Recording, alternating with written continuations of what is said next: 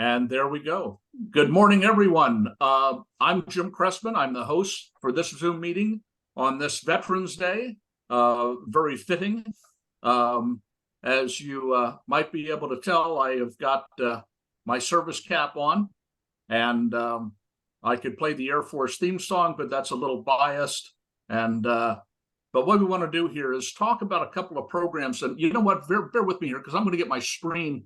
I can't seem to. There we go. There we are. Okay. What we're going to do, we have two guest speakers here that we're very pleased to have join us and share their time with us. We have Kerry Baker, who's been with us before. So this is Kerry's second visit with us, and his colleague, Ursula Mecabe. And they are going to talk to us about the programs that are available through the VA for caregivers and the assistance that the VA can provide for caregivers.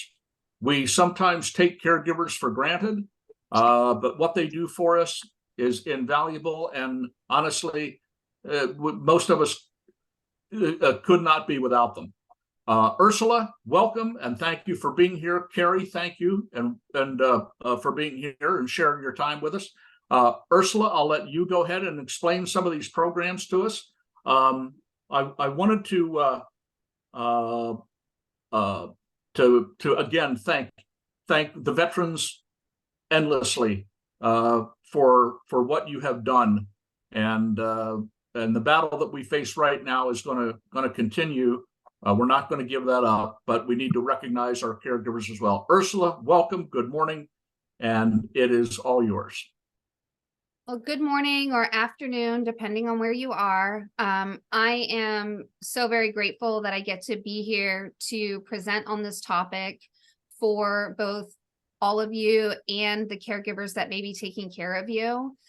It's a program that can be very beneficial, especially when you're in need of these types of care. So the Caregiver Benefits Program is a program that's set up through the Veterans Health Administration. So I know that some of you may be working through the Veterans Benefits where, you know, we're getting monthly compensation for your disabilities, but this is handled through another portion of VA. And it's supposed to be a clinical program that when veterans are in need of help to take care of themselves, that a family member or someone close to the veteran who's living inside the home can actually be compensated for taking the time to look after their family member. The thought behind it is that a spouse or a family member would take better care than a nurse coming in. So instead of paying a nurse or, you know, some kind of at-home person, they pay the caregiver instead. And in order to qualify, and I'm going to go through all of this, and I've got a lot of information that I'm going to give you at the end. I'm going to send it over to Mr. Cressman, which is going to be brochures and things like that, just so that way you have everything. And if you guys have questions, I am happy to take questions as well. Mr. Cressman, I'm not sure how you would handle taking questions, if they just put them in the chat and you read them to me as they come up. But I do want to be able to answer questions if you all have them. I'm happy to facilitate that if you like, Jim. Rachel, good morning. There's Rachel. Hi. Good morning. I didn't see you. My screen is limited here. Yeah. And so I didn't see totally everybody understand. there. And so forgive the interruption there, Ursula. But Rachel is the matriarch, if you will. I call her the matriarch of the TMA Zoom meetings. And she had messaged me here a day or so ago and asked if she could join this meeting and give a little presentation or a little talk to us. So Rachel, please welcome, and it's good to see you again. Thank you. And I don't have a presentation. I just, as a veteran myself, most of you know me, U.S. Army, I had to spend this day with you. And so I wanted to come to the meeting and just thank everyone for their service. And also thank Kerry for spending 2 Saturdays in a row for your benefit. Last Saturday, we pre-recorded a webinar on VA disability, and it will air this Wednesday. And it's already ready to go on YouTube. And I want to also apologize that there are some recordings that you guys have done in the past that I am behind on getting up, and I shall get those up within a week. So you've heard it here, right? So you can all email me if you don't see those recordings. But thank you very much. But Jim, what I was saying is, if anybody wants to put a question in a chat, they can, and I can read it later. But if they want to raise their hand up under reactions, they can. But Ursula, some people can't type, so we are going to have to take some by mouth at the end if you want. Yeah, that's perfectly fine. I just, I want everyone to know that, if you have questions, I'm here to help answer specific questions as well. But I'll go through the whole program. It's not a very detailed program until you start getting into some of the questions, and then might be some specifics. But Ursula, if I could, if there are any questions, we encourage all of us here to, especially the caregivers, to do not hesitate to ask those questions. I know that there was some confusion earlier that about questions being presented by caregivers, and I wanted to encourage questions. We welcome them. We encourage you to ask them. This is something that without you, we disabled veterans are pretty useless. We depend so much on our caregivers that I want to make sure that you understand this is for you as well, whether or not it is for today or any future meetings. The caregivers are encouraged to ask questions and participate fully, just as the veterans. So please, if you have questions, please let us know. One of the things that I would, I can't see my whole screen because of the screen share feature that's going to be used here to present the program. But if you do have a question, there's a feature at the bottom of the screen on the YouTube. You can raise your hand. Suds is our co-host. Suds, if you can see that. Yes, I can. I'll be watching. I'll be watching. Sure Rachel's watching. So we got 2 people watching. Yes. Okay. Okay. You're in good hands. Ursula, go ahead, please. Hey, okay. So Ursula, this is, go ahead, Kerry. hang on real quick. Jim, I just wanted to add in case somebody has to leave early, and I'll repeat this again at the end. It kind of does not pertain to the caregiver program. But I know a number of you have reached out to us or me for representation before the VA. If any of you on this call have done so, and we are not your representative yet, or you haven't heard from us, reach back out to me and also Ursula. I'm sure we can give you our emails at the end, and Jim has our emails. I just want to make sure that there's a whole lot of moving parts in the VA world, and we all get busy. So if anybody has reached out and we haven't gotten to you, we want to make sure we cover everyone in that respect.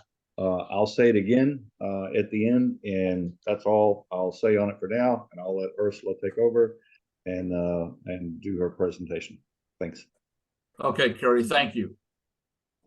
Okay, so this is going to be one of the documents that I'm going to send over after the presentation. I just want to show you real quick kind of how I've set it up. It's designed to be kind of an all-inclusive packet, essentially, of everything that you need to know and everything that I'm going to talk about today. So that way you don't have to try to remember everything that I'm about to talk about. So I want to just show you this document, how it goes. I'll stop screen sharing so that way you guys can see more people on the screen, because we're just going to kind of talk about it. So I've got it set up here. This is going to be your table of contents. It'll tell you eligibility, application, payments, how to appeal, and things like that. And then essentially you would just go there, and this is what we're going to be talking about. You don't need to worry about the laws that go with it. That's more, for the attorneys. But if you needed to know, this is where you find this. That's where this information came from. Okay. So like I said, the program is designed to help disabled veterans stay in their homes and be taken care of by family members. What's different about this program is VA will pay the family caregiver for that assistance. And so it's a benefit for the veteran, but paid to someone else that the veteran chooses. And so when you go and you file for a caregiver, for the caregiver program, it's actually a joint application. And it's one of the only applications that is a joint application. Usually it's just the veteran filing or their surviving spouse or something, but never more than one person. So that's the first step, is getting your application in. Now, when you file this joint application, there's the veteran's information and the family caregiver's information. You can have more than one caregiver assigned. So you could have, the spouse and then children or uncles or whoever else that you would like to be on that application.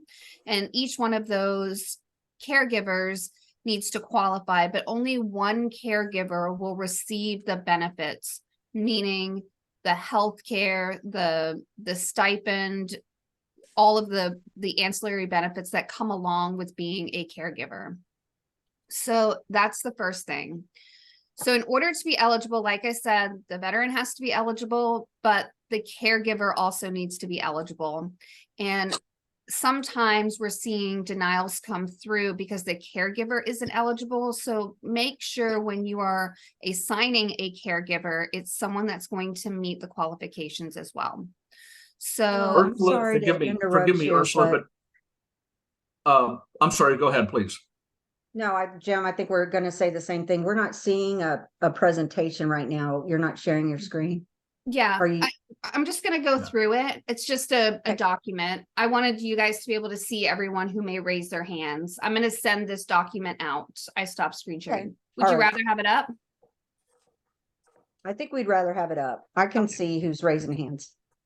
Yeah, Ursula, if I may ask, what is the qualification for the benefit of everybody listening here? What is the qualification standards for the veteran to participate in this program? Okay, so there has to be, I'll go right here to this part. The veteran has to have a serious injury. And the way that VA determines that serious injury is that you have to be rated at 70% or more for VA purposes. So you do have to be service connected at 70% or more. Single disability at 70% or combined that gets to 70%.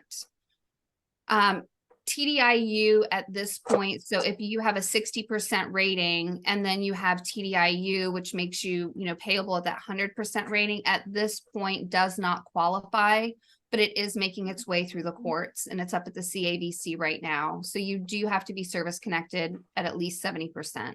That's the very first thing.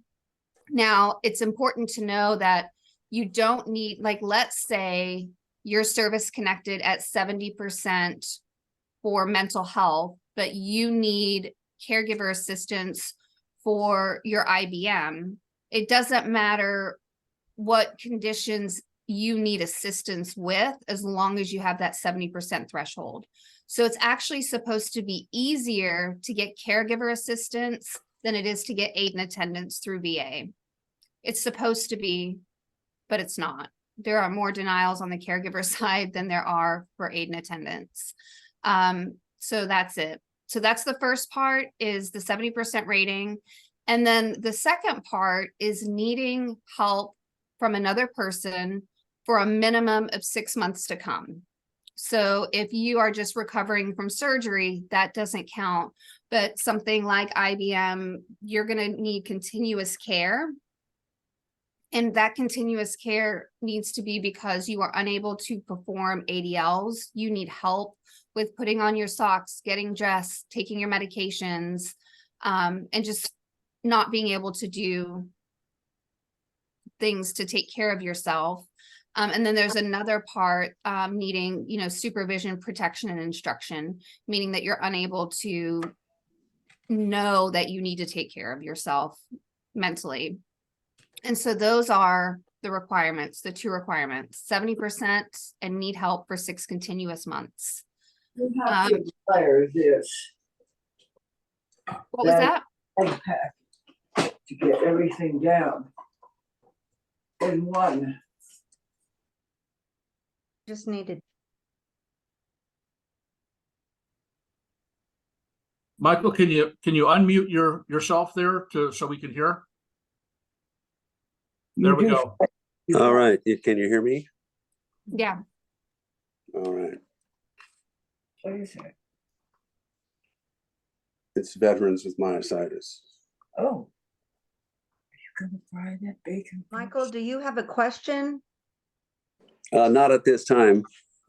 Okay, thank you. I'm gonna Okay, we mute thought you there and was- you can there was unmute someone- yourself. Yeah, Oh, there was someone asking a question there if they could either raise their hand or let us know who is asking. We'd welcome the questions. Hey, Ursula, what about catastrophically disabled veterans? Like I'm 20% catastrophically disabled, rated 20% disabled, but I'm getting the veteran directed care program here in Wisconsin. So I believe they're pretty strict on the 70% service connected. Whatever that other program is different. You're gonna have to meet those requirements as far as the disability ratings with VA. Unfortunately. Who assigned me the catastrophically disabled? Was that the healthcare side? Because I don't remember the benefits side from the VBA assigning that to me. That sounds like it would have been a health determination through the VHA, not the benefit side. Okay. Yeah, if I could interject, there's no, this is Kerry, there's no rating on the VBA side for catastrophically disabled, even though we might use that term sometimes for this benefit or certain issues if we're trying to show how disabled somebody is to get a case advanced or sped up to some degree. But, a lot of circumstances, once we can get the IBM service connected, for those of you that have service connection, you can probably attest to this, getting the caregiver benefit then becomes much easier. I'll probably just, for most of you, it'll be open and shut at that point. It's when we don't have the IBM service connected yet is when we're going to have trouble getting the caregiver benefit. But so it's important to keep the two kind of in their own lane, so to speak. Yeah, you need one to get the other. But let's say, you don't have your IBM service connected and you are 70% for other conditions and you can get your rating up to 70%. Even if the IBM is not service connected, you still should be able to get the benefit. So keep that in mind as well. So if you are 70%, you can apply, you qualify. It doesn't have to be the condition that requires you need the help. If I could add, we have just my wife Mary and I just applied for that program, and I fit that profile exactly. I'm 90% disability rating with IBM not being service connected. That we applied, we've been approved for it, and we're waiting for the results. But that's exactly the situation. That I don't have IBM as service connected, but I was still granted the caregiver program. We've got somebody in the chat. Londa, can you share what you shared in the chat, please? Can you unmute yourself and share, Londa Ross? Yes. Can you hear me? Go ahead. Yes. I'm sorry, I couldn't get on my computer, so I'm on my phone. I went to the VA sent me to a VA caregiver appreciation day and everything. And plus my husband, in January of just this year in New York State, they started doing that veterans direct care. And Dave is only 50%. And I just keep telling him, I go, well, I'm his wife. I'm taking, they go, no, we want you to be paid for taking care of your husband. And they're doing that through AIM. And so we're having someone come this Tuesday and they're going to go over like, because I talked to the head person at that fair last week. And she looked me right up and she says, yes, you've been approved. And they're encouraging caregivers to do this. And they're trying to spread it out more through New York State. Now, I believe Sud said that he has it in Wisconsin. So if I got that correct. So that's one positive thing. Go ahead.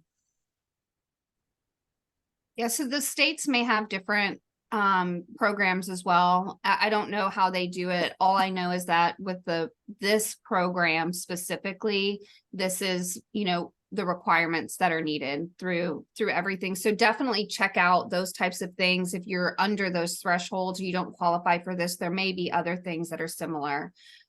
It's just not something that we've seen or know of. It doesn't mean it's not out there. And if it is, that's terrific. All right, so now let's talk about the caregiver. So that's the veteran and how the veteran needs what they need to do in order to qualify. So here's your caregiver requirements. The caregiver needs to be at least 18 years old. They prefer to have a family member because it's the family caregiver program. But if it's not a family member, someone who will be able to live with the veteran if they are designated as the family caregiver. There has to be no previous issues with abuse or neglect or, taking advantage of people. And then the requirements is that they have to go through an assessment. So just like the veteran is going to be assessed, the caregiver is also going to be assessed, where they make sure that they understand the role of a caregiver, they understand the job, they have to do certain education things, like they have to take a workshop, complete things, and to be able to complete the workshops and things in order to be a caregiver. So there is a little bit of work on the caregiver side in order for the caregiver to qualify. Both have to qualify. So even if the veteran qualifies and the caregiver does not, the benefit will be denied. So it's always a good idea when you file this joint application to file more than one caregiver on there. You can have multiple caregivers, only the primary one will be the one to get the benefit. But that way, you as the veteran don't have to go through the assessments again. One assessment is fine. If you have a secondary caregiver, it'll just help the whole process. So try to have more than one on that application if you can. So there's that. Ursula, if you have it available, can you tell us where we can download the form for applying for this program? Is there a link that you have available that you can share? There is. And so the link is actually in this document that you're going to get on the very bottom page here. We're going to have all the forms. And so what you'll do is you'll just go here and you'll click on it and it'll open up to the website where you can find the, I'll see if it pops up. Yep, here it is. Let's see. So those links work and they'll take you directly to the forms. And for the benefit of all the other veterans that are watching this, is this booklet that you're sharing with us now, is that available for download at the VA website? No, I made this, but you guys can have it. It's mine. Oh, okay. Very good. Yeah. And then there's a lot of links. And like I said, there's other things that I'm going to send as well, like this. This is available. It'll be part of the packet where it will show you everything. So I'll send this in the packet. I'll put it all together for you, but you're Wonderful. gonna get this whole booklet and it's got the links. It has everything. And so you can go back over and review. Okay, sure. thank you. You're welcome. Okay, so there you go with so we've talked about the caregivers and what their requirements are. We've talked about the veteran requirements, and now let's kind of talk about the application process.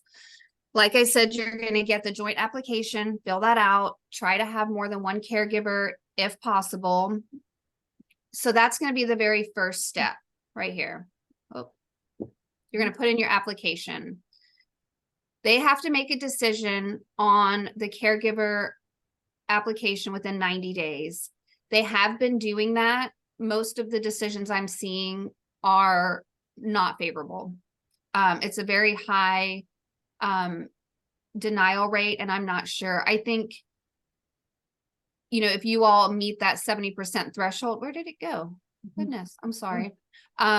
You will probably get granted right away. But so first they're going to take the application. They're going to take a look at it. And if you're not eligible, let's say you don't have the eligible military service, they're going to say you're not eligible and send you a letter. If they take a look at it and they're like, okay, they're potentially eligible, what are they going to do? They're going to set up a veteran assessment, a caregiver assessment, and then the functional assessment. And that can be done either in person at the VA. Sometimes it's done through video or through a phone call. So it just depends on how they decide to do this assessment, but both the caregiver and the veteran will be assessed. And then there's the limitations. The way that we see this is in your VAMC records. All of this information is in there. So once you do apply, you'll start seeing all of the things that VA's building on it. Then they go and they take all of this information and they go to your primary care team, and your primary care team is supposed to discuss whether or not you need home assistance or caregiver assistance. What I've seen sometimes is that the primary cares are not available. And so then just the nurses or, you know, some other assigned team will just look at the paperwork and go yes or no, really not based on anything. And I think they're getting so many applications that they're just kind of pushing them through. So if you have a primary care at VA, they're supposed to kind of have this discussion and make a determination, or then they look at everything. Once you're approved, there's going to be caregiver training that the caregiver has to go through. If the caregiver does not complete the training, the application is going to be denied. So it's really important that they do that.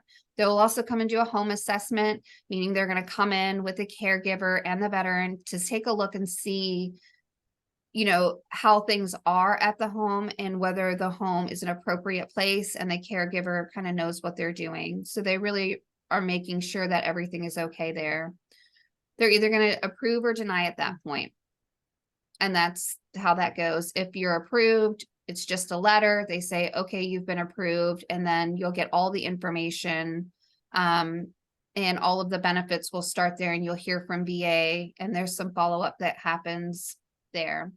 So that's the application process. One thing I will tell you is that they only look at the medical records that are inside your VAMC file. So they're not looking at private medical records. They're not looking at assessments. They don't have access to the things that we have on the benefit side, you know, that we're submitting for those of you that have claims. They're not looking at any of that. They are only looking at your medical record.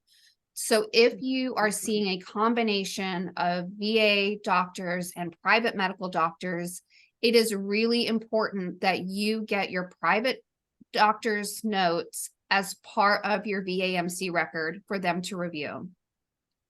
If you don't do that and all you do is go and see an audiologist at VA, they're going to say, this guy doesn't need anything, or this girl doesn't need anything. So make sure those become part of your record. You can do that by submitting them and making sure they're there.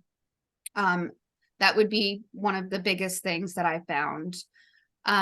We found with some of our clients that we're trying to do the caregivers for, and we've got the VA benefits, they'll get granted the aid and attendance through the VBA because they need the help of someone else, but they're getting denied on the VHA side for caregiver because they don't have access to all of the exams and things that we have. So get them to be part of that record. That's key.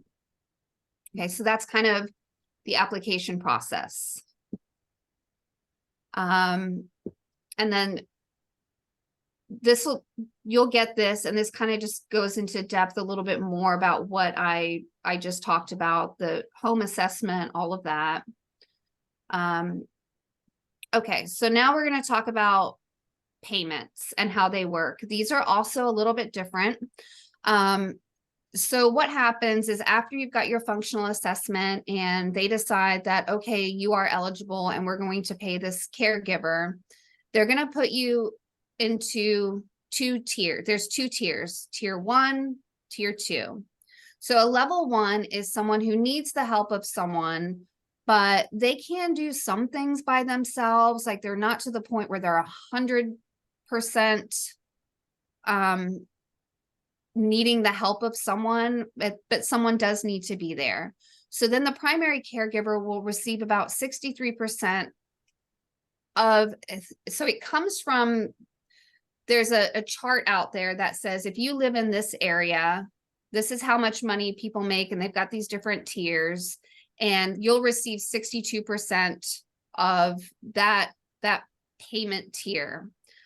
There's a website that you can look at. I also have a whole spreadsheet that I made of that. So, but for example, if you live in Dallas and the veteran is at a level 1, you would receive about $33,000 a year divided into 12-month payments, because that's 62.5% of that local economy's budget thing, right? But if you're in New York, that 62.5% could be $55,000 because the cost of living is much higher. So it's based on the community where you live, not blanketly across just, we're going to pay you $2,000 a month. So it all depends. I obviously don't know all those numbers because there's a lot of places. Level 2 is 100%, meaning you need help with just about everything. You can't sustain in the community without the help of your caregiver. You're going to get 100% of that monthly stipend rate. So you're going to get that paid to the caregiver. In addition, there's other benefits that you get. The caregiver is eligible for CHAMP VA, which is the healthcare through VA. CHAMP VA covers most things, but not everything, but it is a good benefit if you don't have health coverage. There is education and training that you get reimbursed for travel to doctor's appointments and things like that. You get, let's say you need to go visit your sister or grandchildren for a wedding, but the veteran can't go because they're unable to travel. You can actually have someone come in and take care of the veteran so that you can take time off. So they actually give you time off to like respite. You get a little bit of respite so that way you can take care of yourself.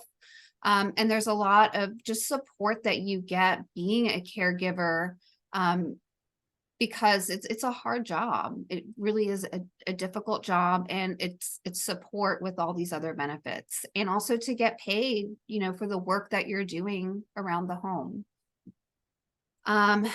So these legacy participants, I really wouldn't worry about this anymore, because as you guys come in and you're applying, you're not going to be under this system. This was before there only certain veterans, you had to have certain service during a certain time, but now anybody can qualify based on their service. And they've changed the program, and what I'm talking to you about is the new program. So you don't really need to worry about that. Now, revocation of benefits. This is actually has been a problem, and VA has put a pause on revoking benefits. So it is said that veterans need to go through reevaluation every year. And it's supposed to be pretty quick and easy, but essentially still just to make sure that your caregiver qualifies and that the veteran still qualifies. VA went through about 2 years ago and just started revoking all these caregiver benefits to everyone. And then we're like, nope, you don't meet the criteria, and like just dropped a bunch of people. And that's a lot of the reason why advocates got involved, because they were just taking away these benefits that people still needed. So they put a pause on the revocation for now, especially for the legacy participants. Okay, so revocation. VA can do it if they decide that there's a good cause for it. Like, you really don't need the caregiver stuff, or you get institutionalized and your caregiver is no longer taking care of you. Your caregiver no longer qualifies. Those are some things that are cause. Non-compliance, meaning the caregiver just doesn't do what they're supposed to do, isn't continuing the education, isn't doing what they need to do, or because VA made a mistake. So the revocation date, I think, you can go look here. I wouldn't worry about it unless they go to revoke it for any of these reasons. Okay, so the discharge of the family caregiver. So like I said earlier, this is one of those programs where the caregiver is getting a benefit, but that benefit is for the veteran. So at any point, the veteran can decide, I don't want this caregiver, and then that caregiver is gone. But there's also other reasons. If the veteran becomes ineligible, meaning that the caregiver can no longer take care of them, they need to go into a skilled nursing home facility, hospice, something like that. Or if the veteran dies, obviously the caregiver is no longer needed, or if the veteran's condition gets better. If the caregiver dies or is institutionalized, we're gonna have to get a new caregiver, but at that point, you know, the benefits would stop. If the caregiver just decides that I don't want to do this anymore, I can't do it, I want to go to Hawaii, I don't want to do this anymore, they can stop. And also the veteran or the veteran surrogate or POA or something like that. And then the safety and welfare, or if there's overpayments, if VA overpaid, they could discharge the caregiver. Okay, so that's the basics of the program, how, like what the qualifications are, how you're going to apply, what the process is, and then how they can revoke it or how it can be terminated. And, you know, what we are finding and seeing is if you get a decision and you don't like that decision, you can appeal it. And I can go into all of that. What we know is that we don't know anything, and that VA really doesn't know what they're doing. When you go to their website, the information is always changing when it comes to the appeal processes, because it's a new process. So before, when you got a denial from VHA for caregiver, there was nothing you could do. You had to take that denial and just say, okay, I'm done. Well, then the courts decided that it was a decision that that veterans and their caregivers had the right to appeal those health decisions and say, no, I believe that I'm entitled to this and you can't not give me this benefit. But the tricky thing is, it's a benefit, but it's a health benefit, not a benefit on the veterans benefit side where we work. And so there's this kind of overlap of health regulations and the benefit regulations. So we're in this kind of gray area when we come to the appeals process. I'll tell you the appeals process, and I can give you my 2 cents on what I think is a better thing to do. But ultimately, if you're denied, the appeal process is really up to you. So the appeals process, you get a denial, and you don't like it, there's two ways. You can appeal through the VHA, which means that you can say, I disagree with that, and I want you to relook at it and look at it again. They're required to review everything again and give another decision. And that's just done through your patient advocate at the VA. You could also just go ahead and file a new application, get more information into your file a new application. What happens with both of those is that you won't get any retro payment for the caregiver. It's like starting a new claim. The date of that new application is the date of the payments to the caregiver.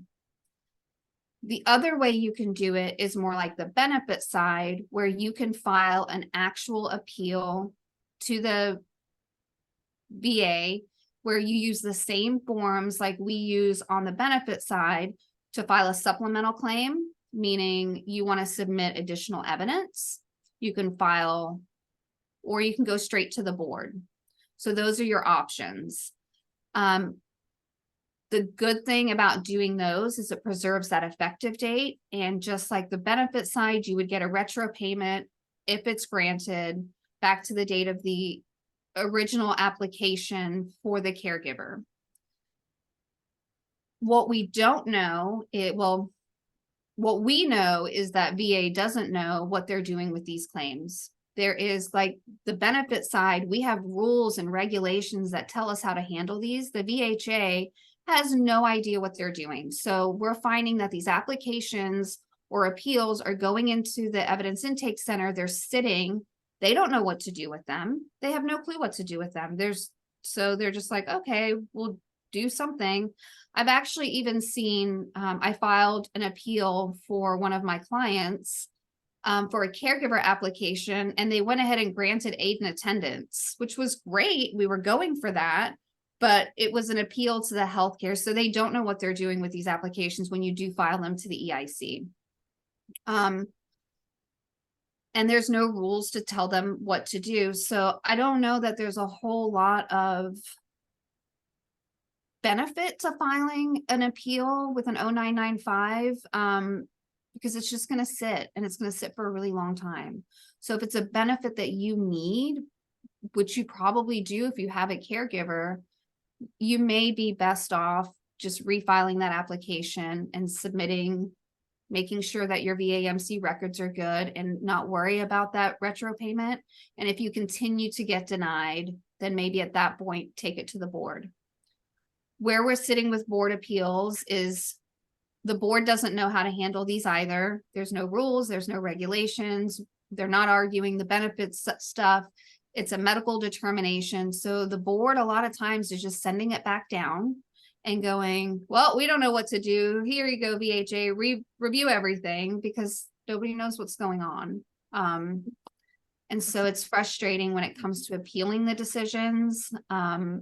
We do help our clients with these, but for the most part, I think it's in your best interest just to reapply, to be honest, if you need those benefits, and try to get, the evidence in your VAMC records, because you'll just be sitting for a really long time without the benefits that you need. So that, Mr. McKinney, you're on mute.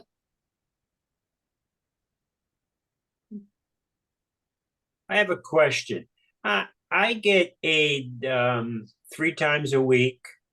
I get 11 hours, and I went to get this exam, and I'm only a 10%er.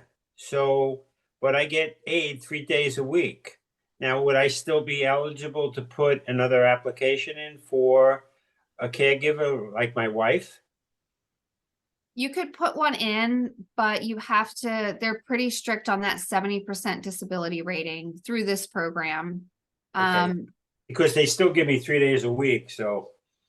So that's probably different, where you have someone coming in, that's VA saying you need care, bring someone in. But as far as the caregiver program, you're gonna have to get your service connected rating up before you would qualify for this, where your caregiver would get the benefit. hopefully I can get that through Kerry.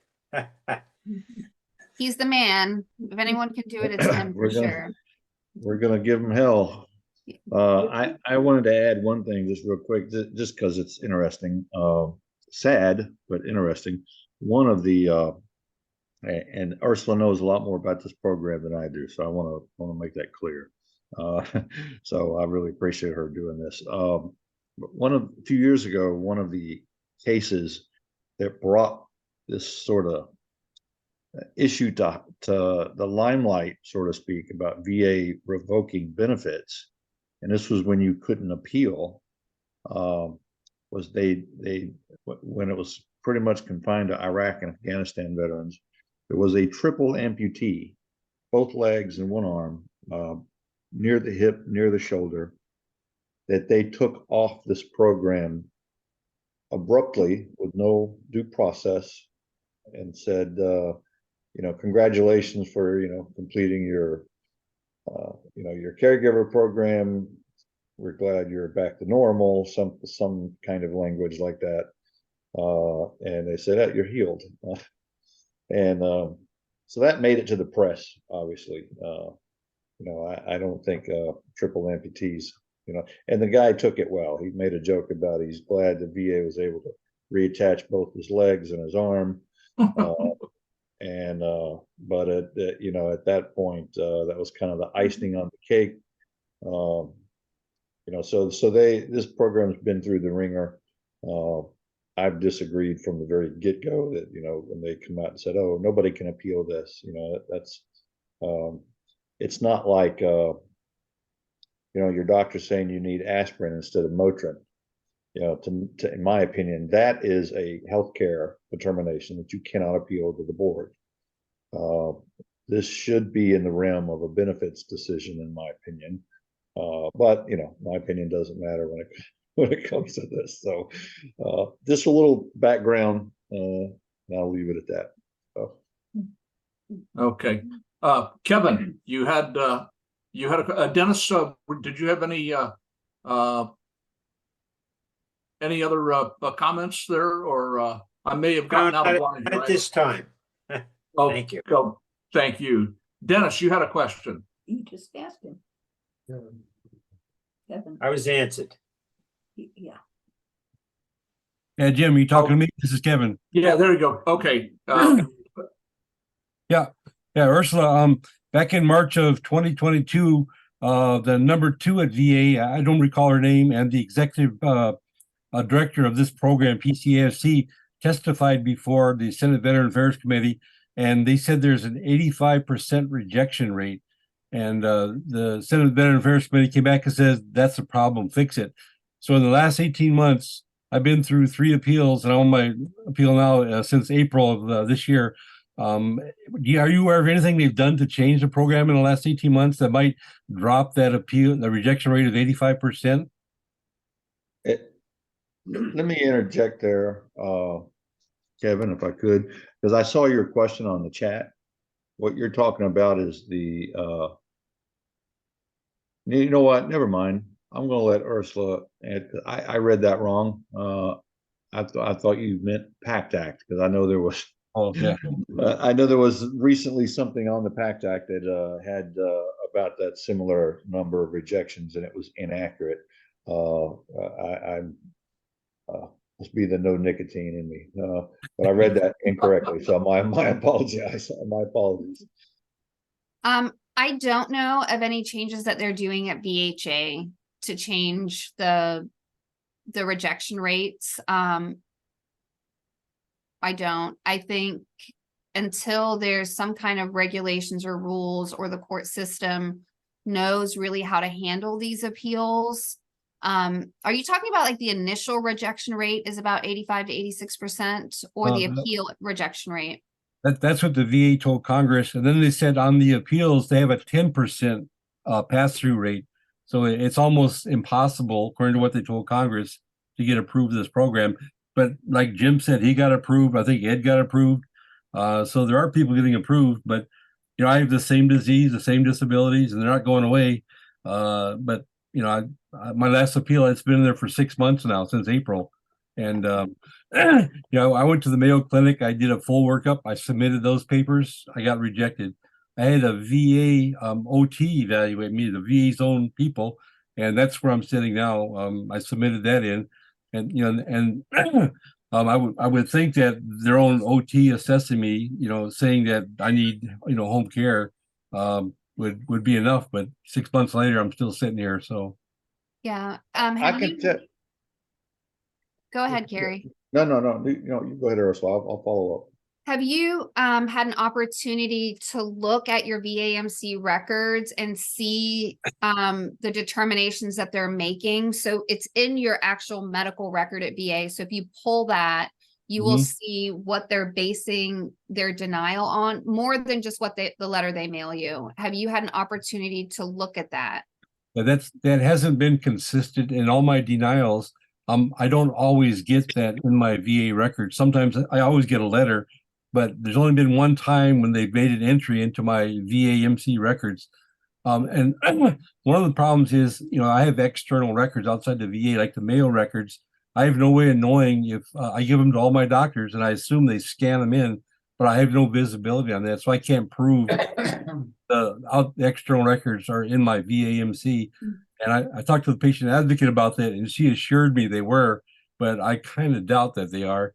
I did a FOIA request, on my last denial, and I got their office notes from the team that did the denial, and I can see there's some evidence that they looked at what I sent them, which was my Mayo records, but I just don't know. IBM being a rare disease, what specialist looks at them and what are their credentials to assess me.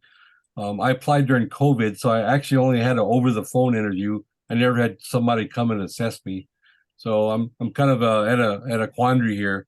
What's going on with the program? You've illuminated some of it with they don't know how to handle appeals.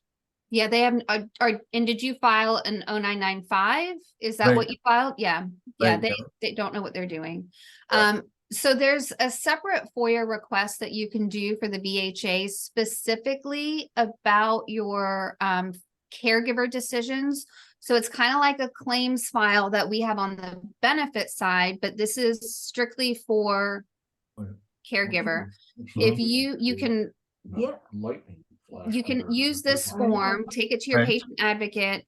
There's also, I've had a lot of luck calling, there's an 800 number, calling the number, talking to a caregiver representative, like phone thing, and telling them you want this information and have them send it to you so you can see exactly what they're using to make these determinations.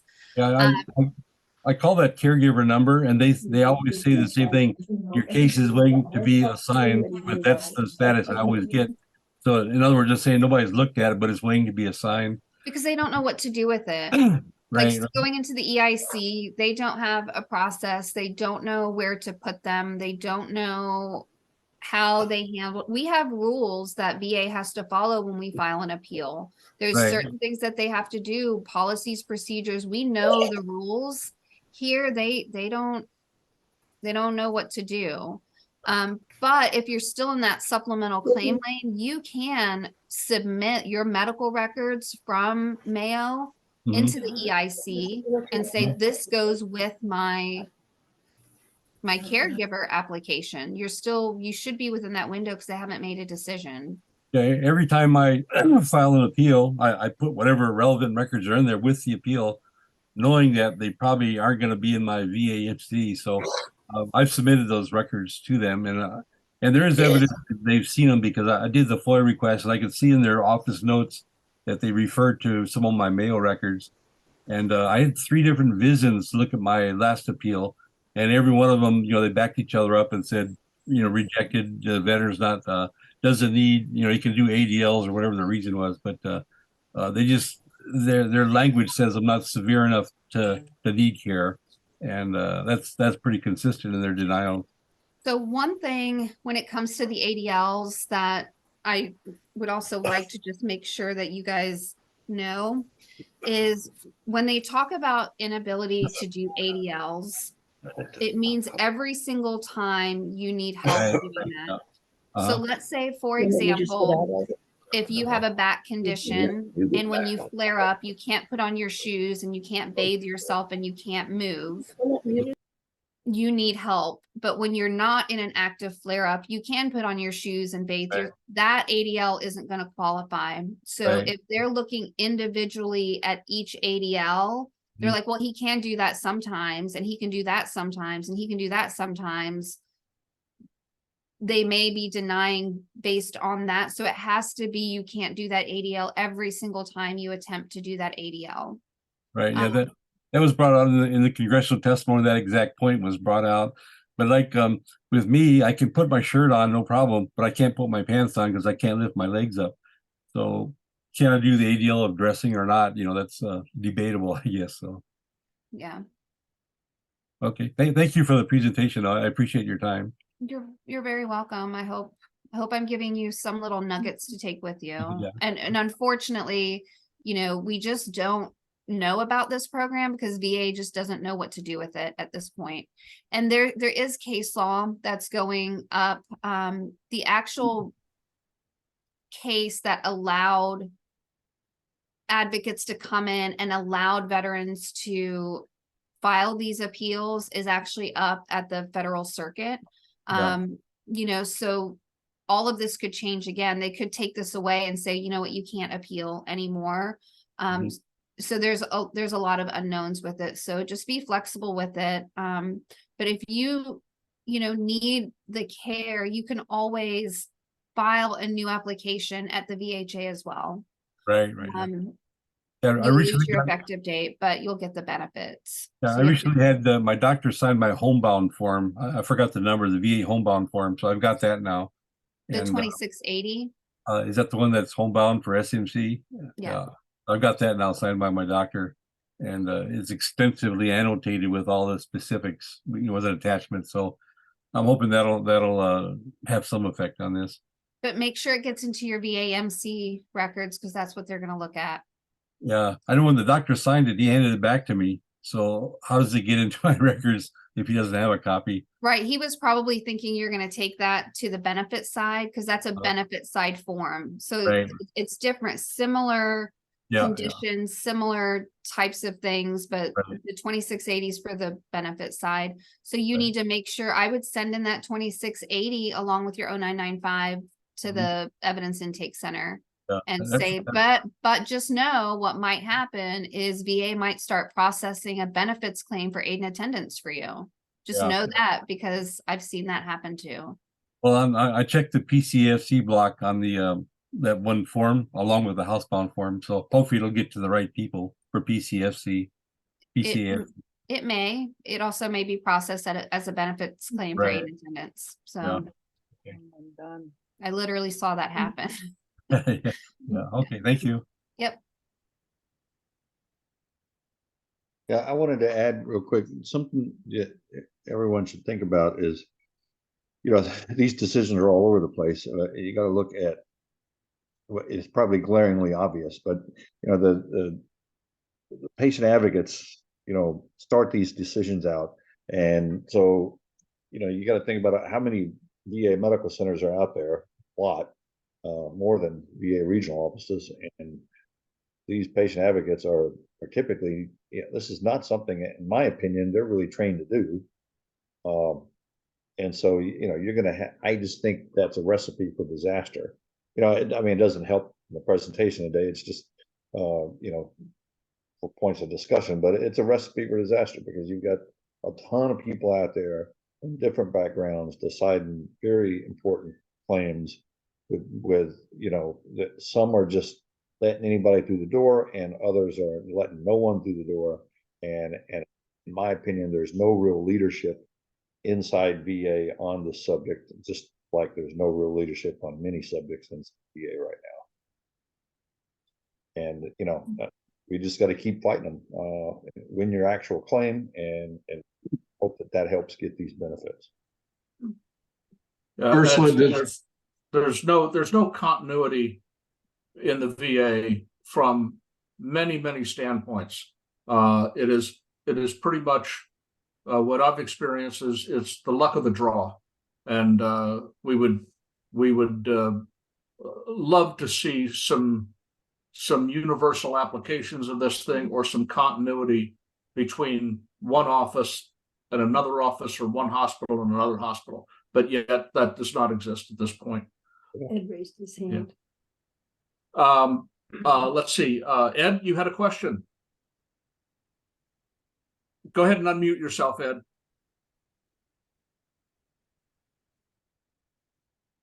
There you are. First of all, happy Veterans Day to everybody. And thanks for your help, Hill and Ponton. I'd like to just say that we had a great experience trying to get into this caregiver program.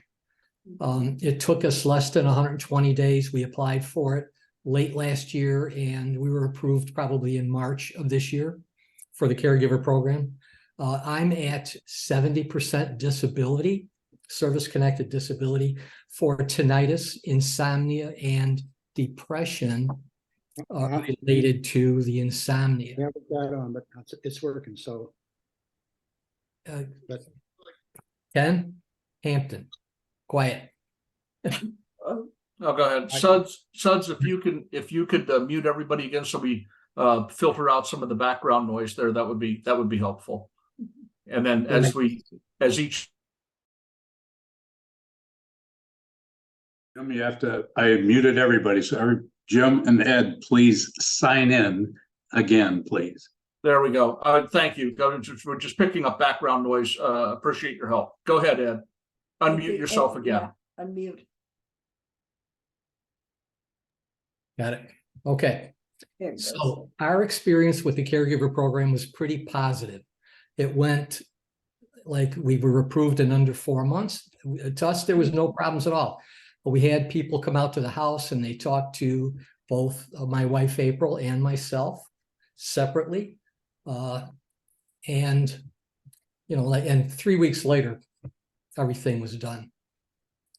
So don't give up on the program. I know we're making it sound like it's difficult to get into, but for us, it wasn't. Everybody at the VA was wonderful about it. Everybody was actually as helpful as could be here at Hines VA in Chicago. So what else? So I'm at level 1 for the disability. I was only approved for getting dressed, but I should be at level 2 because I have a problem with every single activity of daily living. So at some point, we're going to reapply for the level 2. Is there a problem trying to do that? Or is there anything we should be doing differently? Does that make sense? Yeah, I'm really glad to hear that the process was very seamless for you. I think for most of the people on this call, if you meet the scheduler requirements of that 70%, I don't think you're going to have a hard time getting through. But if you do, you know, there's appeal options and things like that. The unable to sustain in the community is what's going to pull you up to that next level to get the 100% payment. I don't know necessarily what that means. And I don't think VA does either. So, you know, maybe it's you can no longer not just get dressed, but you can't leave the house, or you can't go grocery shopping. I don't know who makes that determination on level 1 or level 2. I don't know if it's the care team, if it's your doctors, if it's the person just looking at the application.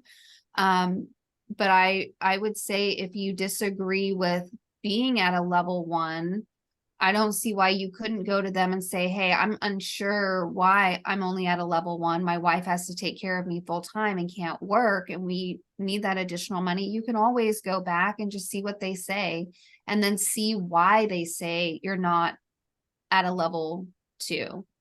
And once you meet those guidelines for that level 2, then you could go back and apply. But I would say go back and say, hey, why not? Why aren't I getting more? And it doesn't have to be, you know, combative or argumentative, but find out. Right.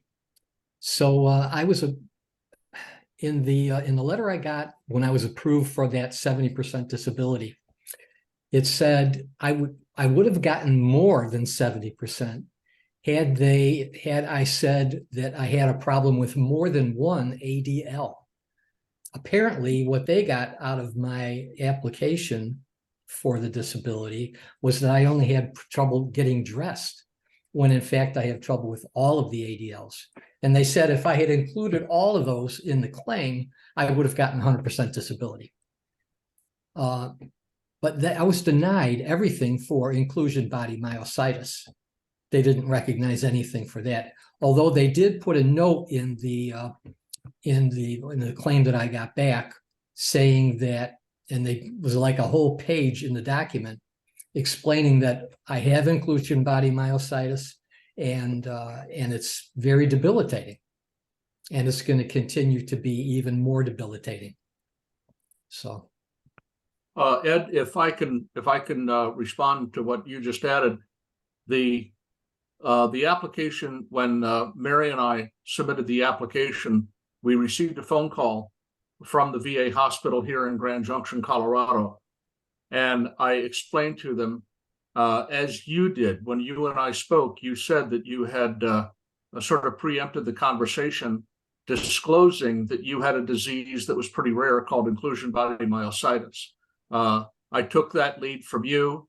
I did the same thing when we were called, and the social worker or the nurse who called, I did that. I explained that I have inclusion body myositis. It's a rare disease, and most likely the familiarity was not there. And with that, to my surprise, she said, no, she said, Mr. Crespin, I looked into your records. I saw that you had inclusion body myositis. I looked into it. That's the one that's the same as ALS. That was coming from the VA. And it was quite surprising to hear that coming from the interviewer. Yeah. This was on a video assessment. Mm-hmm. So I was quite shocked, but pleasantly surprised at the fact that she had connected the IBM and the ALS. And finally, I will tell you that, like you, we had a very good experience. Our application went through in less than 3 weeks. Yeah, I did the initial application like the first or second week of October. We are having our final home assessment November 30th. So it was very quick. It went very quick. So we had a good experience too. Good. Suds, you had your hand up. Ed, was there anything else you had? Nope. Okay, thank you, Ed. Suds, you had a question. Yes. Ursula, who funds this program? Is it the health side? We always talk about the VBA, the Veterans Benefits side, but it seems like there's more health. Health was brought up more. So does the health side of the veterans provide the funding for this program? I don't know. I don't know. It's not a benefit. It's not on the VBA side. So it would be under the health umbrella. Okay. I don't know where the funding comes from. I'm almost positive it's in the VHA budget. That's what I think too. So it's so here's what, going back in my life in this journey, because I'm homebound, and when I go into the VA and when I see my neurologist, I bring my ADL chart with me, and that's part of our discussion. Can you do this? Can you miss Buttons is not our dog. Buttons is long gone on our shirts and everything.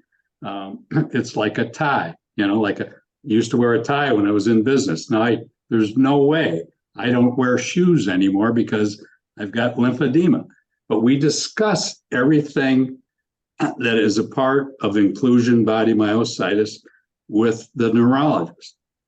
When the occupational therapist comes to the house, we talk about ADLs. When the physical therapist comes to the house, we discuss ADLs.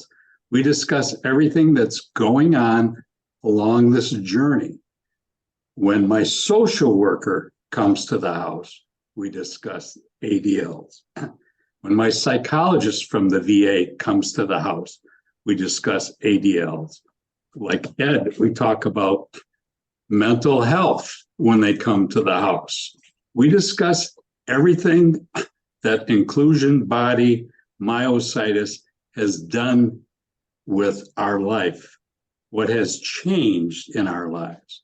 But everybody that's part of the health team on my team, they know about inclusion body myositis, and they know the path we've gone down when we could run around like everybody else in the neighborhood, and now we're pretty much homebound. But we always discuss everything. We every time we have an appointment, whoever we're talking to at the VA or from the VA, the dietitian, when she comes out to the house, we talk about inclusion body myositis and what it does to an individual. So I would encourage every veteran when they go to the VA, and like Kevin out in Hawaii, he's been denied 3 times for this. I would start out with, go back to your social work and say, listen, this is what's going on. Come out to my house. Come out to my house anytime you want. The doors are always open, but guess what? I can't answer the door because I can't get up and walk to the door anymore. And my caregiver is going to be there to open the door for you. But I think everybody that is a part of this group, wherever you're at in your journey, you're going to get to a point where you're going to need the caregiver 24 hours a day. And that's what we're all trying to get together. And with you, Ursula, and Kerry and your group down there, we appreciate everything you're doing and everything that Jim Cressman's doing, and Augie and Larry and everybody that's part of this group is very supportive. And that's what our day is about today, getting more support when we're going along this journey and trying to help each other out. So Ursula, thank you for everything that you're doing. We appreciate it. Like you said, and we know the VA doesn't know what they're doing, but we all have to advocate and educate for the people that we're working with. And we all get frustrated. We all, sometimes when I'll turn my microphone off and I'll swear like, and I was a chaplain's assistant, but I'll swear like, the guy that was working in the barn, or, just hit my hand with a wrench when I was working on a car. But, we're all trying to help each other. And that's what we're trying to get through today, is helping each other out. So thank you. Indeed. And the thing is that between all of our support that we share with each other, the good news is that we can depend on each other. Any veteran is going to be here talking to another veteran, and it truly does help. You guys have all been around. We've all been together here. We meet regularly. You guys are like family, and it's a big asset to have that kind of support. Bruce, you had your hand up. How are you? I'm well, thank you. I've been in the Caregivers program. The wife has been in it since 2 months after the program started. We, like Ed, went through that process very quickly and were approved very quickly, and she's been receiving a stipend since. 1 year into the program, they came out and reevaluated and decided that my ADL issues required her to go up to the 2nd level. She was started off in the 1st level, so she went to the 2nd level. And then we started talking about respite. And that's where the veteran-directed care piece came in, because around here, it's very hard to find a CNA or a medical provider that can give respite care for me. And they signed me up for veterans-directed care. We found a CNA that was willing to work within our hours, and they pay him 8 hours a week to give Dawn respite care. So it's 2 separate different programs, the veterans-directed care and the caregiver. but they work hand in hand. So, and they've also approved me for 30 days worth of respite care into a VA facility or into a veterans home so that Dawn can have even more time off. But that program, the Caregivers program, like Ed, it went through quickly. We had it, Dawn's first check was 2 months after the program started. So I can't say enough about the program itself. Bruce, what was the name? Like when you said the caregiver works, it's the VA directive care or direct care? What program works with it? Okay, it's veterans directed care, which allows us to hire respite care via either a CNA or whatever. They have to be checked out with a background check and pass the background check. Then we set the hours, and an agency actually the payment agency is out of Vermont, and we submit a timesheet just like a regular employee for the gentleman, and he gets paid 8 hours a week. And they've since we started, they've now authorized 10 hours a week. We haven't gone there yet, but we use the 8 hours a week, and it's called Veterans Directed Care. Bruce, that's the same program I'm in here in Wisconsin. What state do you live in? I live in Maine.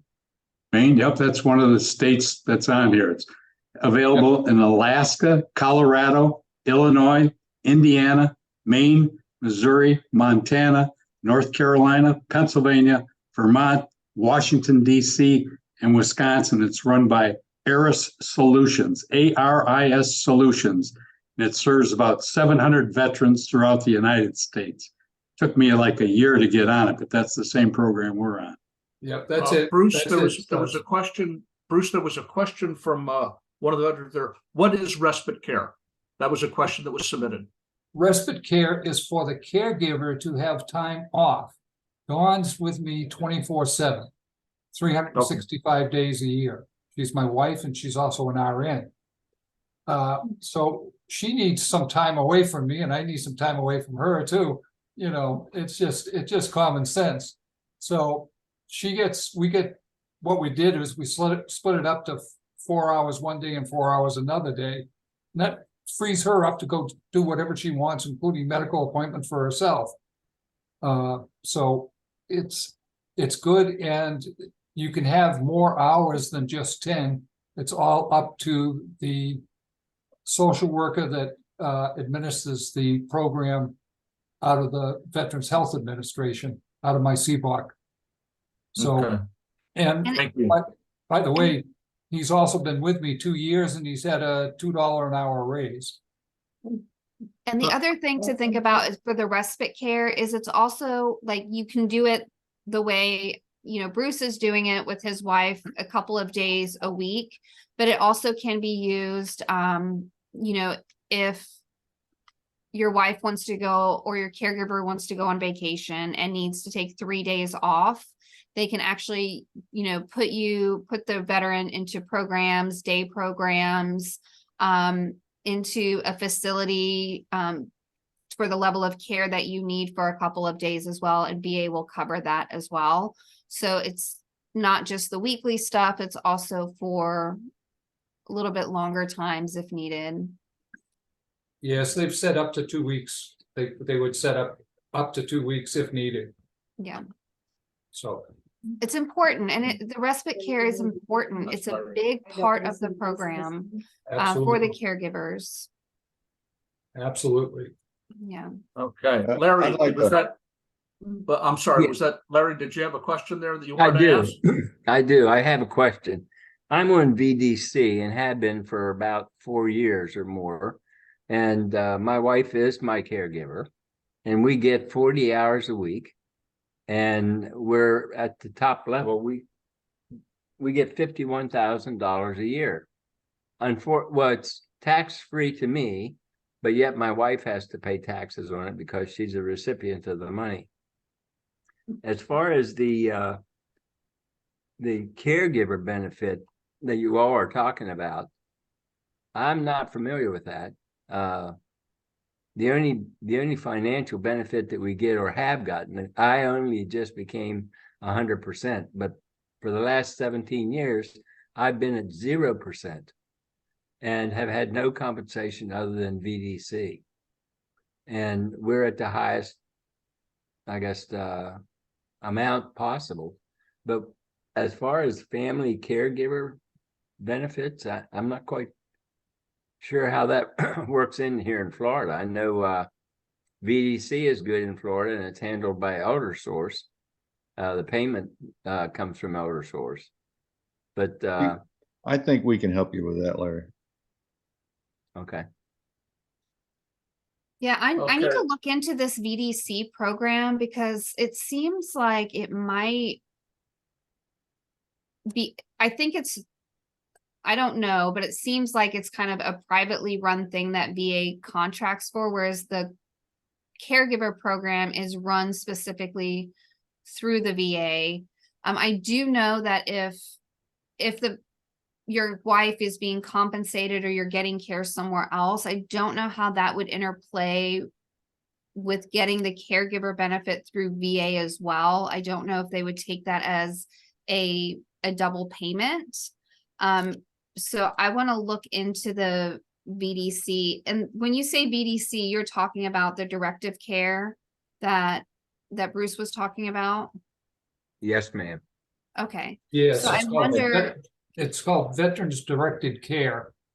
And like I say, we do the hiring and firing and we can set the hours. Whereas the VA was willing to provide a CNA from an agency to come in, but they wanted to set their hours instead of set our hours. And they said, okay, let's go with Veterans Directed Care. And that's what they did. So yeah, Larry's getting 40 hours a week. We're getting 10 available if we need it. now, And the other Larry, thing- is your wife getting 40 hours a week? Like she's getting paid 40 hours a week? Correct. Yes. Okay, so they've kind of put her as the caregiver. I think She is they're registered teaching as a her, caregiver. yeah, so I think it's different. They're paying her like the caregiver, where this one, she would get paid just to be there, and then you would use the directive care to give her time off. So I think you're getting the benefit from this way. You could get it from this way, and that money would be tax-free as opposed to being taxed because she's being paid essentially to keep, yeah. Bruce, And do you have any contact information that you might be able to share? My contact is the social worker at the C block in Bangor, who takes care of the program for us, which is both the Veterans Directed Care and the Caregivers program. They take care of both. They do the assessments for both. The one thing I did want to say about the Caregivers program is, like Ursula said, it depends upon where you live, how much you're going to be compensated. There's no set amount. Dawn's at level 2 at $26,000 a year. Here in Ursula Maine. and Kerry and Ursula would contact, if Bruce was able to provide you with the contact information from that program, would that be helpful for you? Yes, Yeah. yes, because I want to find out, because it seems like if for some reason people are not qualifying, like you're only at 20% for your disabilities and you're not qualifying for the family caregiver, it seems like there may be a way that you're going to qualify under this Veterans Directive Care, and that they're kind of very similar, but just a little bit different.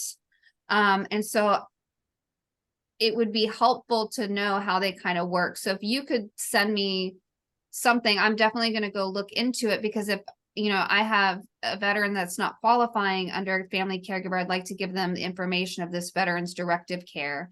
And then maybe once they do, and I want to find out which one's the better benefit, which one is better to apply to, which one's going to give you more and say, look, you know, forget that one, let's go with this one and supplement with the other one. So I would like to know.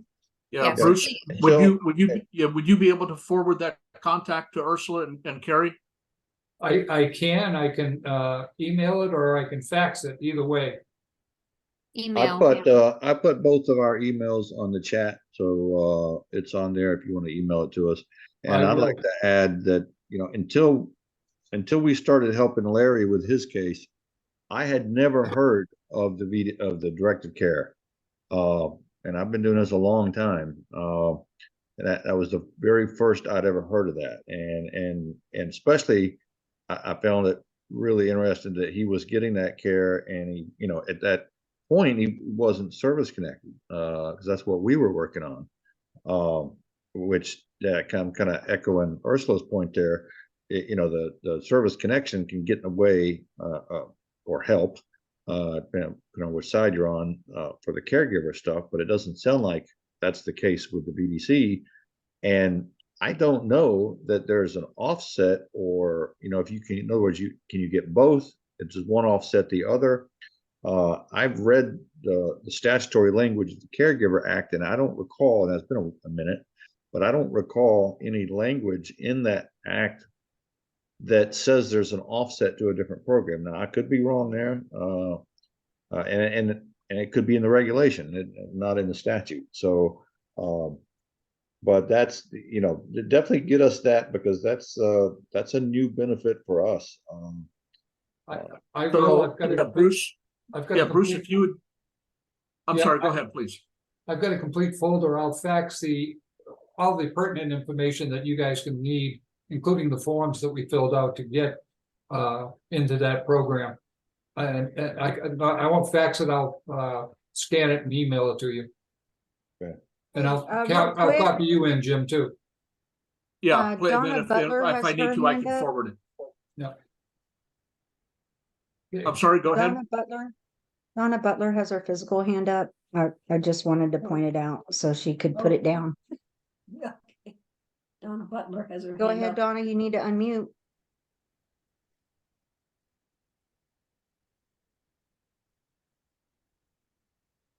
Here. Okay. We live in Florida, and I had applied for directed care, not directive, directed care, which I was told is a program through the state of Florida with the Veterans Administration. Unfortunately, because we go back to Minnesota for 4 months every year, we didn't qualify. You have to be here 11 months. I could go on a vacation for a month, but I was told that's why we didn't qualify. And Any restrictions? there is also a year wait to get on the program. And my husband is IBM with catastrophically disabled is his category. For disability, he did get a 20% rating for hearing loss. And that's where we are. So we don't qualify for anything. He has to be at 70%. I don't know how we'll get there. And we have put in a claim actually through our VSO last May, because he was exposed to burn pits in Homestead, Florida, where he was stationed for 2 years. It's rated as one of the worst EPA sites in the United States. I contacted my VSO this week, and he called me back and said all he knows is they've looked at it. So that's where we're sitting. It's all really kind of depressing right now. There's nobody there to help us. It's maddening. It's maddening, indeed. Let me interject here, because I want to make sure that everyone on the call understands that Ursula and I run a whole team of advocates that represent veterans. You know, just like your VSO, we don't do it for free, but we also don't get paid unless we win your case. All right. And so I don't know what people don't know, and I don't know what you do know. So, this is not for us, this is not, you know, we want all these cases, and we're not trying to, we've got enough work, but this is a subject, an issue that we've decided to take on, right? I've been given the green light for it by the firm, and we're going full steam with this. And that means if your husband or you have IBM and you need help with the VA, then that is one of the things we are here for. We want to take these cases on because we believe in them, right? We believe that we can get you service connection for these. We can't promise it, obviously. So far, we've been successful. We've got probably a long road ahead of us, but we're willing to stay on that road. For those that we've worked on so far, and I'm just kind of following up to what Suds was saying earlier, we've got two main goals here. One is to get you service connected, right? And that's the hardest goal probably for most people. And we've already got a pretty good foundation of a legal argument to VA for doing so. I think, in fact, I think Suds might be the one that can attest for that. And we've also got a pretty good foundation that once we get service connection, to get you the highest rating. And I think Larry could probably attest to that. Obviously, not everyone is at the same disability level, but with this disease, it seems like if you live long enough, that everyone is going to be at that disability level. That is a disability level that VA doesn't see very much. And your typical raters are going to be, first, they're going to be standoffish. They're going to be nervous about granting benefits at that level. They already get the disease mixed up with other kinds of disabilities. But our two main goals is, one, get you service connected, right? Two, get you the highest rating that and if we can do those things, then these benefits like the caregiver stuff, I don't think personally VHA is going to be able to say no to you. So if you are out there fighting a claim and you don't know what to do, and I can't guarantee your VSO is not going to know what to do, but we'll hold our own against them. Let's just put it that way. Understand that we're here to do this. That's why I gave both mine and Ursula's email on here.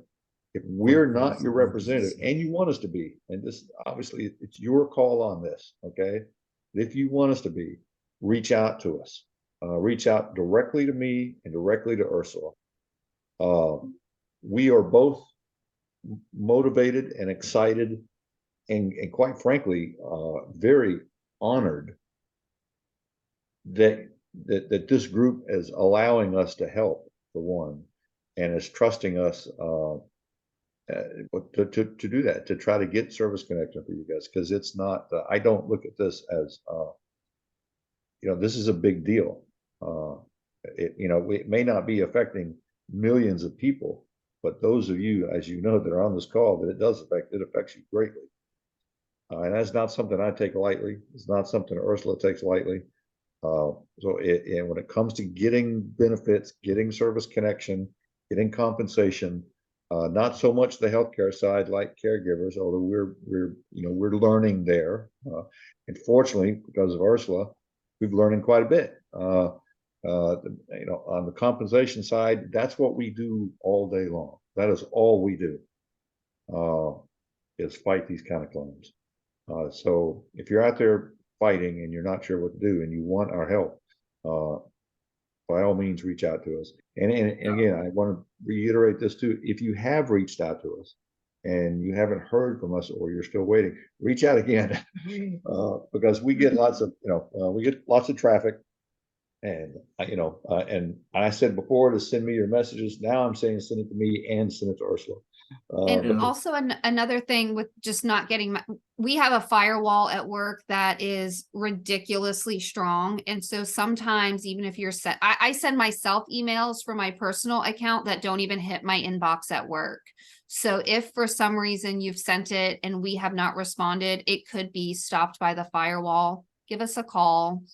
let us know, because we're definitely not ignoring you. Sorry, Kerry. To both of you, go ahead, Kerry, please. Well, and we also have kind of on the same line as a firewall. We have an intake team at Helen Ponton, and you can go through those folks. They have been told if they get any IBM cases to contact me directly, to send them directly to me. Now, I cannot guarantee that everyone on the intake team knows that, because we've already run into a few that did not. Just call us. And I apologize for that. That's why I want you to reach out to Ursula and me directly.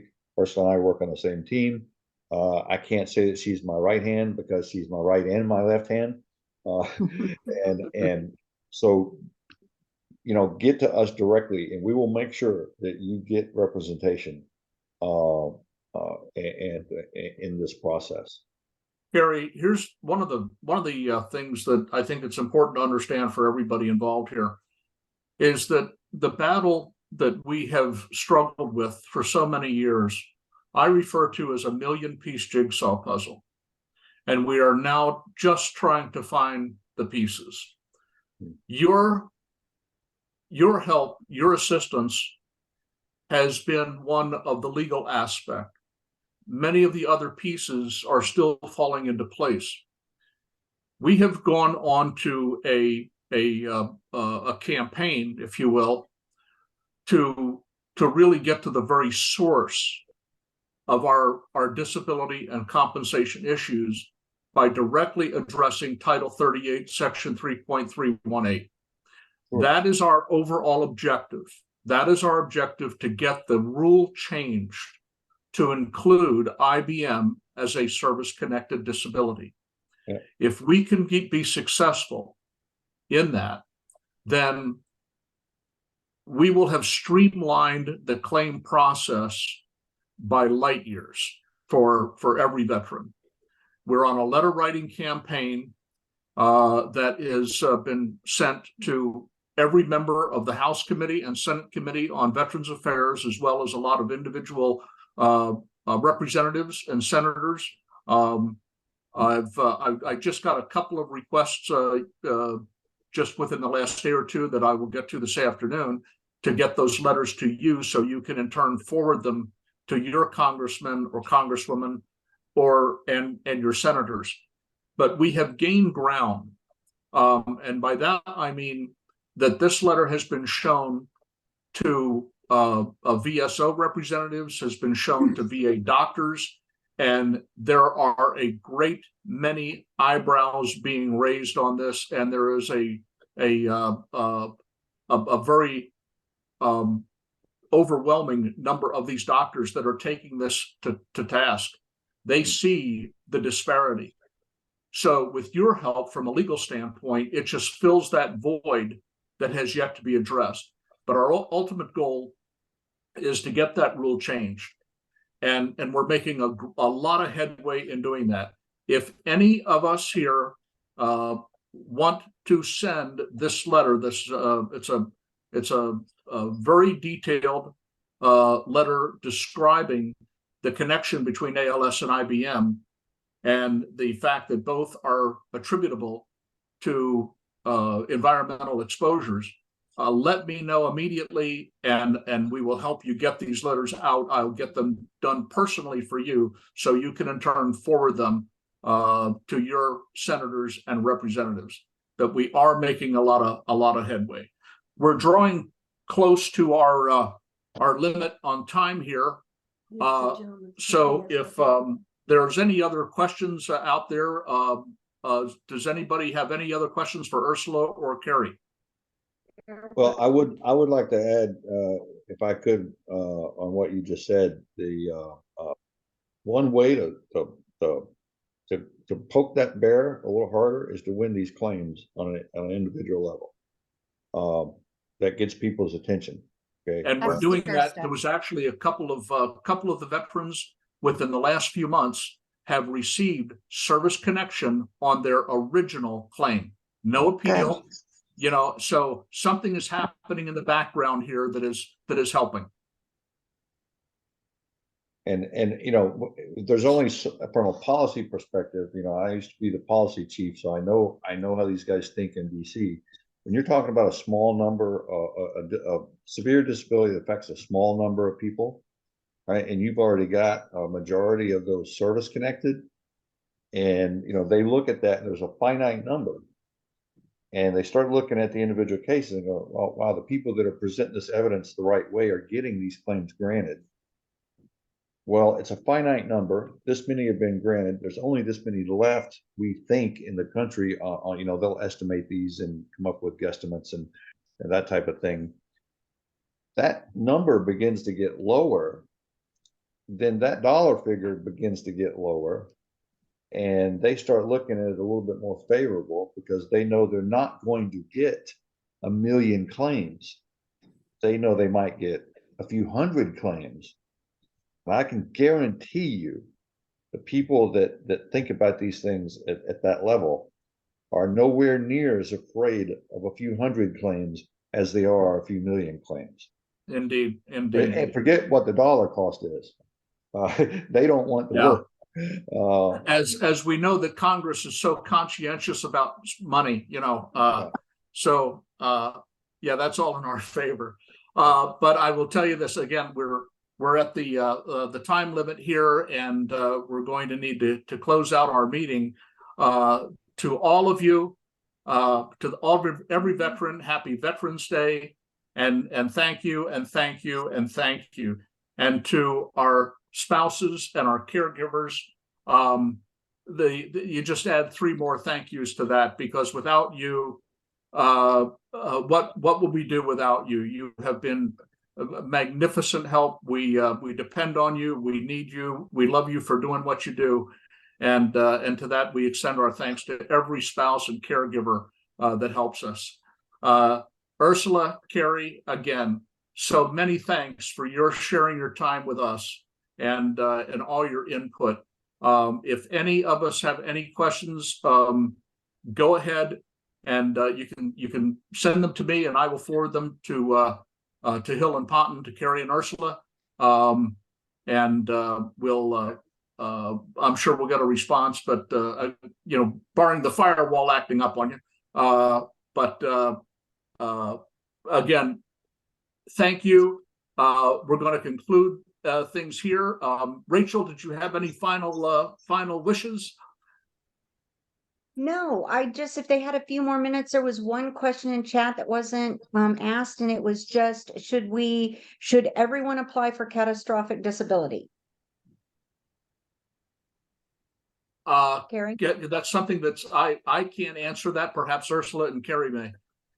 I don't know. So catastrophic disability, I think I don't understand like what we're applying for that. Are we talking about like through VHA? Is that what the doctors are given, or on the benefit side for aid and attendance? So yeah, that's not catastrophic disability is probably some kind of just label that says catastrophically disabled, but you would want to apply for the benefits that you're okay to get with that. On the benefit side for service connection, we don't have a thing called catastrophic disability. That's why there's a bit of confusion there. You know, once we get service connection, we're going to go for the highest level of compensation there is. But it's not called catastrophically disabled. We might use the term, hey, this veteran's catastrophically disabled. VHA, I think, I'm not sure, uses that term in a more formal manner, but we only use it on the compensation side to make an example. It's more of an identifier than it is a quantitative measure. Yeah. And we had a Navy veteran. Each person here should be filing for service connection for IBM. Absolutely, 100%. Each and every person here should do it, either with the help of a VSO or someone, but each of you should do it. So you're not only getting the healthcare benefits, but the benefits as well. Every single person here. Indeed. Yeah, we had a Navy veteran that was designated catastrophically disabled, but he could do nothing. His wife, Camille, had to do pretty much everything. He was with Southwest Florida Kit, and that was all through the VA. And she had to do everything, including feeding and all of that. So it's a pretty extensive problem. I think Robert wanted to say something. Yeah, I was going to say that S4 is a specific category for veterans that are it's the only one under this designation for IBM that people can apply for if they're either economically not eligible for the vets or they're not disabled through the veteran system. It's the only one. It's an S4, it's called, and it has a specific guidelines of certain things of life that you can or cannot do to qualify. It's on the website. I had all the forms and I just checked myself to see how I stand in relation to putting in a lot of time as trying to be putting in any kind of time to become be classified in that. If you can do it yourself, there's forms on there you can use that the vets give it. There's life forms. If you'd lose a limb, you'd be, I don't know, if I lose an arm tomorrow, I'd be qualified. You're not be catastrophically, or a leg or something like that. But otherwise, there's certain life things, which I sure as hell have now. I mean, after having this for a number of years, but it's difficult. And some people, I know there's people on here that have done it. There's veterans that have been on this very form that are at S4 because their income was too high to qualify, and they weren't disabled through the military, that have received that designation. But and I don't know if they're on here today, but they have been. Or else it's the Myositis Affinity Group. There's another one that I go to, and there's at least 2 people on there that mention that they've been. And their wife does receive some compensation through it as a caregiver, but it can be a different caregiver. But it is a classification specifically through the VA. It's an S4, and it's the only one that, according to the TMA, it's where I heard it, and it's the only one that does not require a specific disability, like tendonitis, like a lot of people have, or something from the military, burn pit or whatever. I was in a long time ago. Those things are, but anyhow, I was just in there. I was just a kid when I was in there. So for 3 years. I'm sorry, go ahead. No, that's it. But there is a specific category if you don't qualify as a disabled veteran through I think you said you started out, Jim, at 10% tendonitis or something, and somehow now, exactly. And now you worked your way. But I was never, I was in Europe for a couple of years, but I wasn't exposed to anything that would cause tendonitis or anything. Well, they don't know. I mean, it's the noise, and anytime in the military, it's not a quiet environment regardless. But we had a question here from Frank, and the answer is yes. His question was 90% service related, but not single, but multiple conditions to equal 90%. Would I qualify? And the answer is yes, you would, because you have that 90%, which is above that 70% threshold is the requirement, and then 90% which is identical to me. I'm at 90% disability, but none of it is related to IBM, but yet I qualified as well. But I want to again stress, because Mr. Shell just kind of said something like, I served in Europe, I don't have anything that would have caused.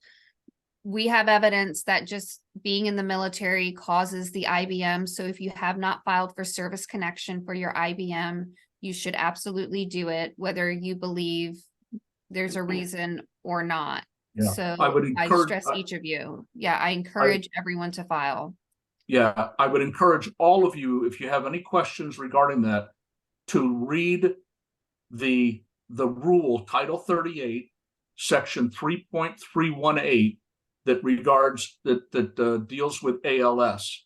And all it states in there quite clearly is that it does not matter where you served, when you served, how you served, or what you did.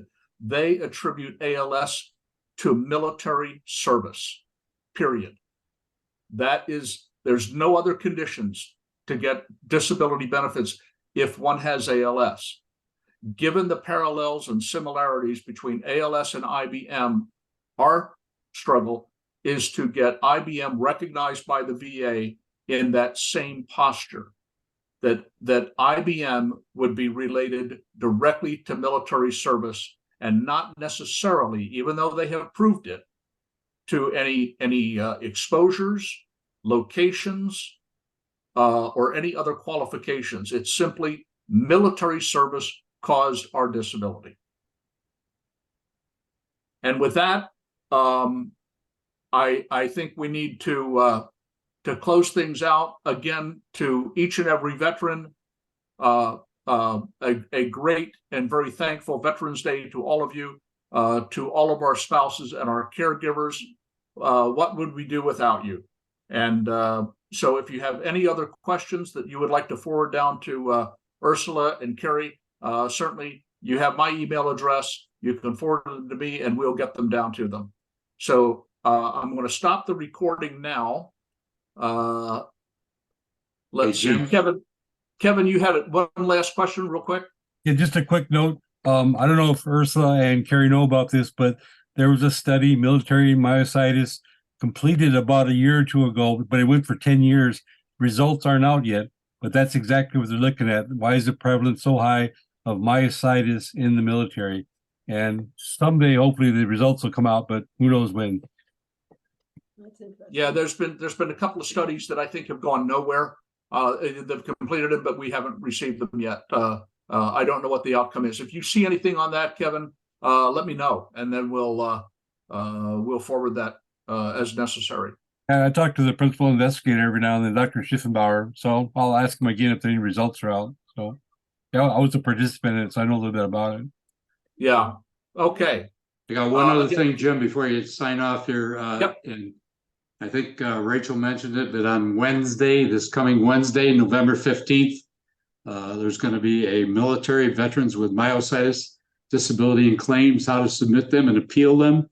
That's with Kerry Baker and our good friend Larry and Augie. They're going to be part of this program. So that's 5 p.m. Eastern time, and figure it out wherever you live in the west part of the country, 5 p.m. to 6 p.m. Eastern time. So sign up for that. You get to see Kerry and Larry and Augie answer some more questions for you. We will have a star